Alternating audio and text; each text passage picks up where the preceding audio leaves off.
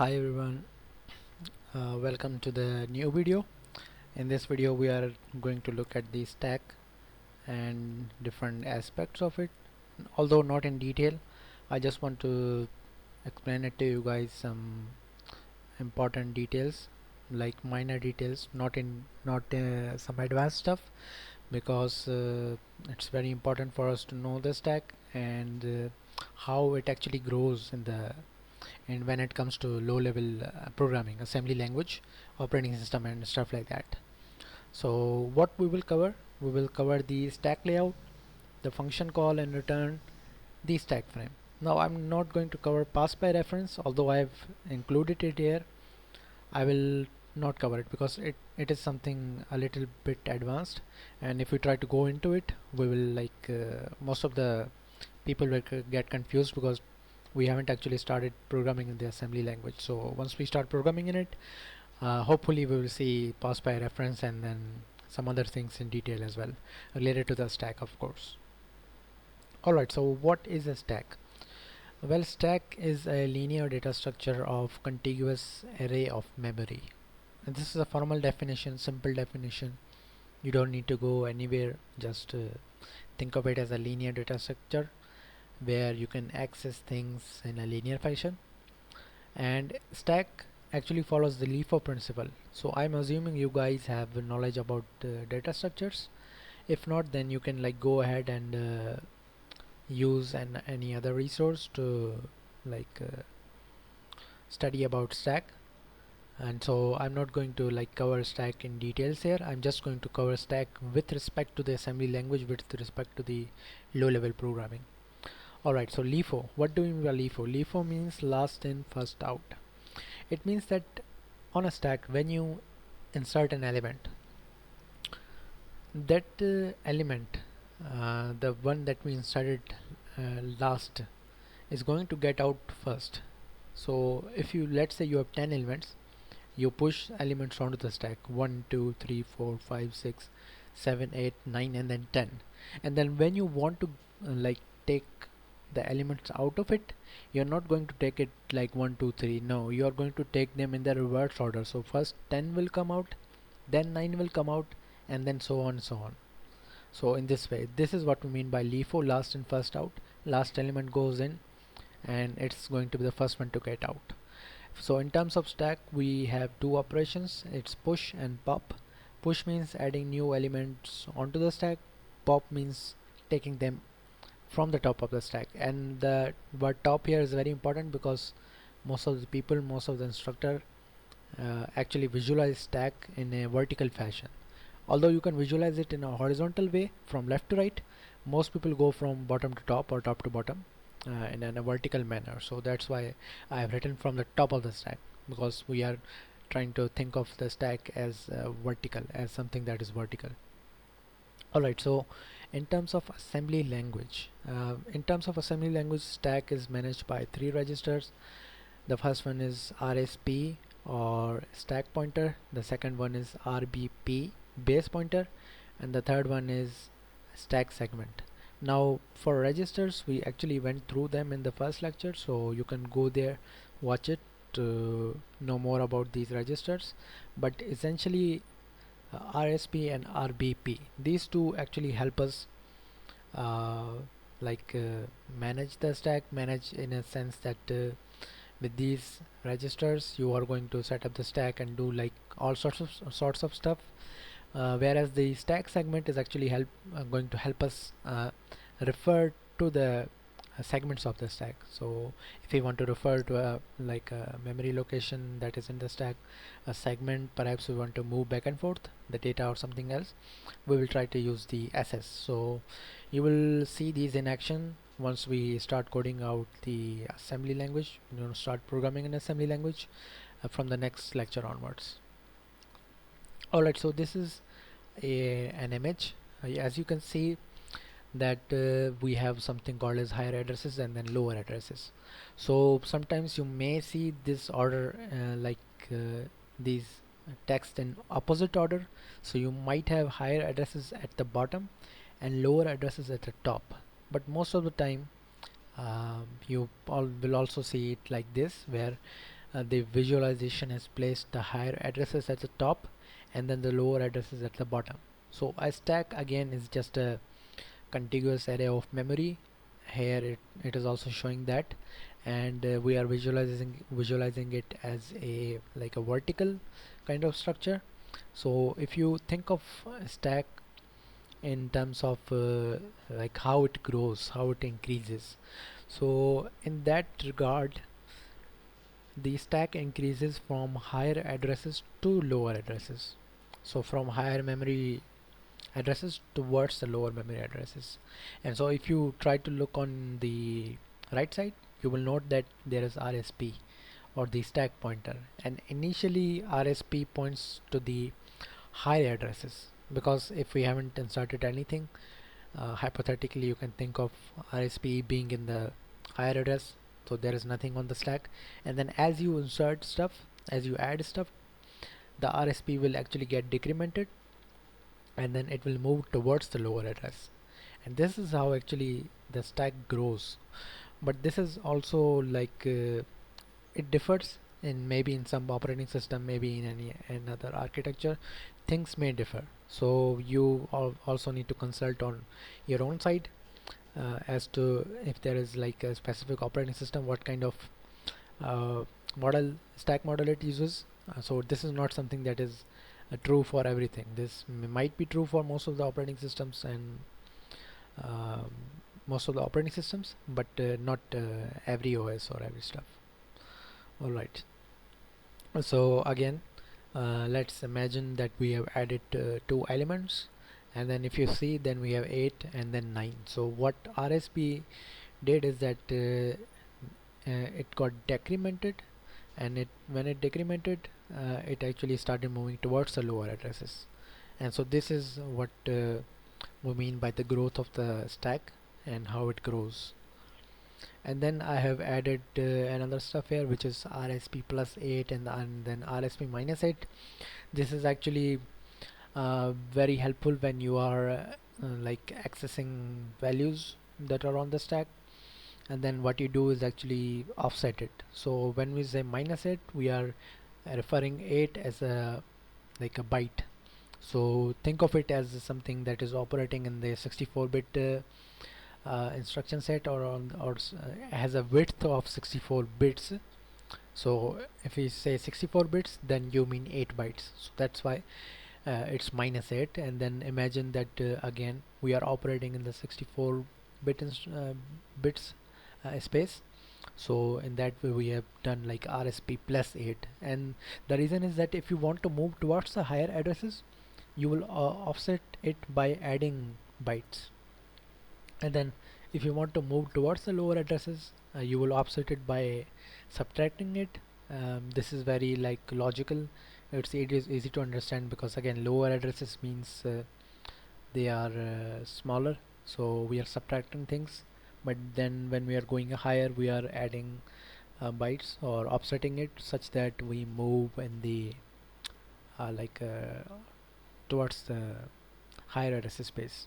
So this is what we do when we say plus 8 or minus 8. It's simply offsetting it to move in a certain direction. Alright, then we have the function call and return. So imagine that you have a program. A program might have more than one function. So what happens when there are more than like one function?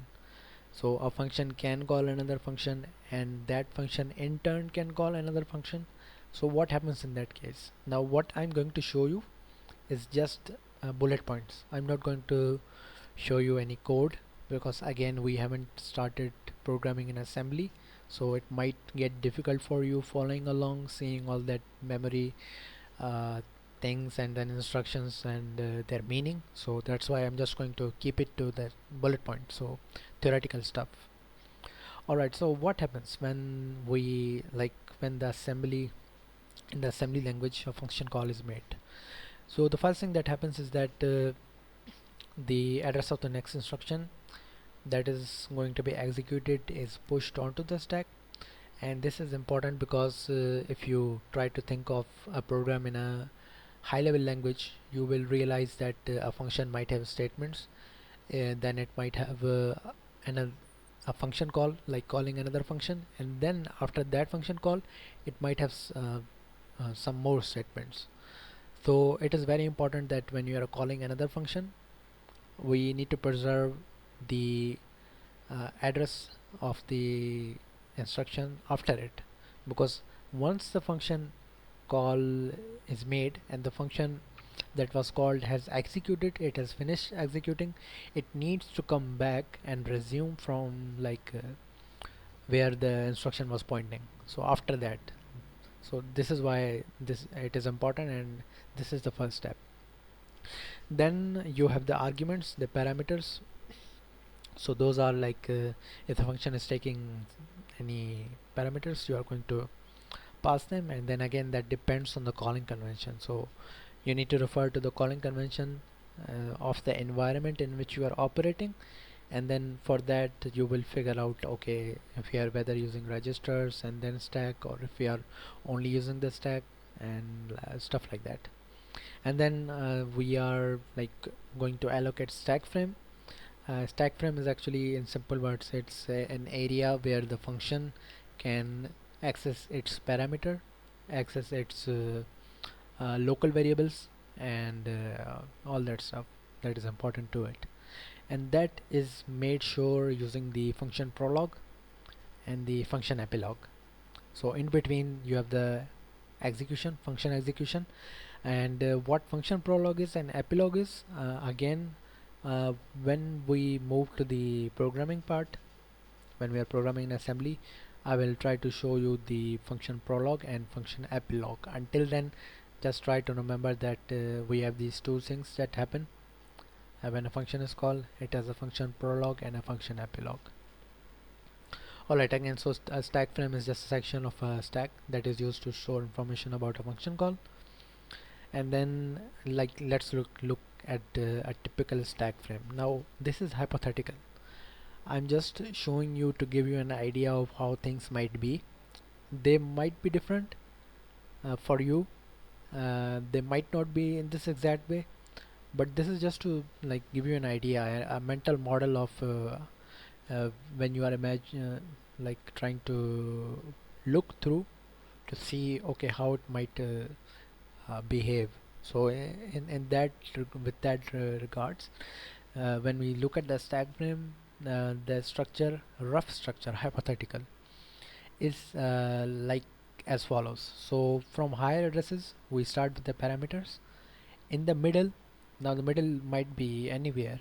I've just trying to say that in the middle you might have a base pointer, and then after the base pointer you will have local variables. And again, if you are using registers, you might have different registers here as well, not the registers but their values. And then if there is something else, there might be something else as well. But this is roughly how it will look: your parameters, the base pointer, and the local variables. Now what is a base pointer? That is actually a part of function prologue and epilogue, and I will show you when we start programming. Alright, now I want to show you a little bit of code just so that we understand why stuff happens like this. So let me go here, and this is a standard C code. What I'm doing is I have a function called add numbers, and then I have another main function which actually calls the add numbers and then stores it in the res variable, and then we do the standard stuff, return 0, exit success. Alright, so if you know about the Windows OS, I believe, if I'm not wrong, then Windows OS uses the x64 calling convention. That might differ when we are using the Win32 API, but as far as I know and as far as I am concerned, then x64 calling convention is used by the Windows OS. If I'm wrong, you can point out in the comments as well. Alright, so according to the x64 calling convention for 64-bit operating systems, when you have the parameters, so they are going to get passed in a specific manner. So first four parameters are going to go into the registers, the rest are going to go into the stack, and this is what is actually happening here. So if you go to this link, I will put in this link in the description as well. So if you go there, it actually states that the first parameter will go into the RCX register, similarly second will go into the RDX, third will go into the R8, and fourth will go into the R9. For stack, the insertion is in reverse because it is clearly stated in the x64 calling convention that when you are passing the parameters, they are from right to left order, so in the reverse order. And that is the reason why I have written it like this: registers first and then the stack, is because I want to show you the disassembled code as well. And then when you see that, you will realize that in the disassembled code the order is actually reversed. So it starts from 6, then 5, then 4, then 3, then 2, and then 1. So let's go to the disassembled code. And again, don't worry about the instructions there, what everything means. Just try to get an overall idea of the convention and how things are passed. Alright, so this is actually a disassembled view. I'm using the x64 DBG, and don't worry about what all of this means, everything. Just try to focus on what I'm trying to tell you. Okay, so if you look here, you will see that there is 6, then there is 5, then there is 4, 3, 2, and then 1. And if you look here, then these are the parameters on the arguments. They are being passed in the reverse order, and this is what is being done in the disassembled code. Now where they are going, what do we mean by d word pointer, and don't worry about this. Just remember that 6 is going to go into the stack, 5 is going to go into the stack. If you look at 4, you will see that this is R9, and we are actually addressing using R9D. So this is just a way of addressing a certain part of it. Similarly, ECX and ECX are 32-bit registers. So if we have RAX and we want to address 32-bit part of it, then we will use EX. Similarly, we have ADX, ECX. These are just addressing modes for the RDX and RCX. So if you look here, you will see that 4 is going to the R9, as I had written here. I have written here, and R8 is for 3, and then 2 is going to the RDX, 1 to RCX. And then here you will see that the order is reversed again: 6 to the stack, 5 to the stack, 4 is going to the R9, 3 is R8, 2 is going to the ADX, 1 is going to the ECX, and they are going into their respective registers according to the calling convention. It's just that the order is reversed. And so then some stuff happens below that. Function call is made, and then some other stuff happens. So this is actually how things are. And a little bit introduction of the stack, a little bit introduction about the stack frame. And what we will do in the next video is that from next video onwards, we will start programming the assembly language, and then I will try to show you some instructions such as move, add, increment, these like simple instructions, and then we will progressively move forward. So hopefully you have got something from out of this video, uh, if not everything, just a little bit of it. And then yeah, so I will see you in the next video, and then we will hopefully start programming the assembly language. Until then, have a great day.